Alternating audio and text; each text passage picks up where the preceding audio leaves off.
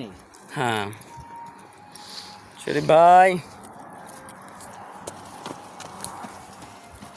ভাই সব দেশে আসলে ভাই ডায়াবেটিস আর কিছুই থাকবো না, আর কোনো সমস্যা নেই। হ্যাঁ, অটোমেটিক সব ভালো হয়ে যাবো। বুঝলেন কত কিলোমিটার হাঁটলাম? আসেন শরীফ ভাই, একটা জিনিস দেখাই। আসসালামু আলাইকুম।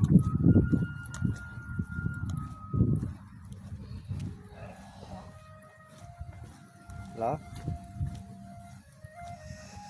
এই তো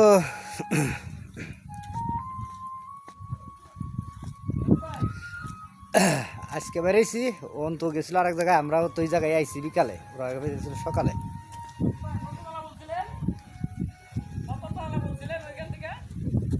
এটা 10-15 তলা হবো।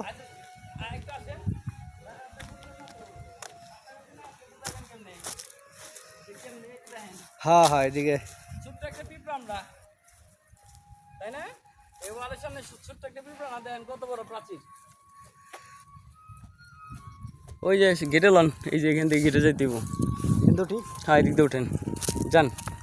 শরীফ ভাই যাক আগে, আমার ভয় করতেছে, এখানে রাস্তার অনেক রিক্স। শরীফ ভাই দেখে যায় না তো ভিউয়ার্স, দেখেন আপনি প্রাচীরটা কীরকম, কত উঁচা।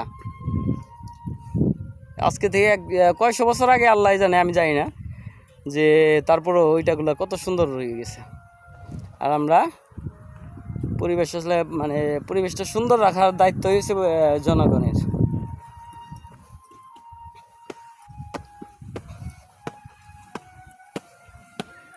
ওয়াও, খুব সুন্দর একটা খেলনা।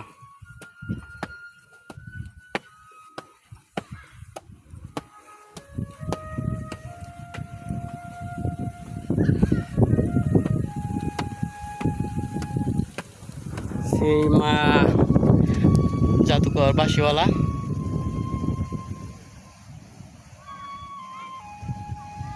ওরে ভাই একটু সামনে যান, সামনে গেট বরাবর যান, একটু আসেন এদিক দিয়ে।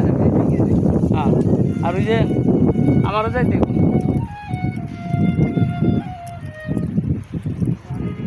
আসতেছি আসতেছি। আয়,